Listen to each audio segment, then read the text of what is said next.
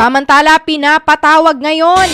ng Commission on Elections o Comelec ang 4 na kandidatong tumatakbo sa iba't ibang posisyon sa probinsya ng Masbate upang ipagpaliwanag ang mga ito sa umano'y paggamit nila ng emergency alert messaging system na naglalaman ng political advertisements o election propaganda. Nakasaad sa show cause order na inilabas ng poll body ang pagpapatawag sa 4 na individual na kinabibilangan ni Masbate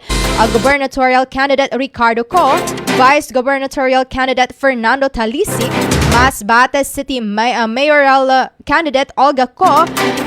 at Masbate 2nd District Representative Elisa Co na kumakandidato naman para sa Kongreso sa darating na halalan. Kabilang pa sa inilabas na dokumentong ng komisyon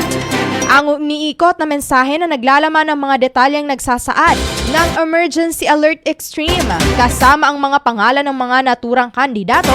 at posisyon na kanilang tinatakbuhan.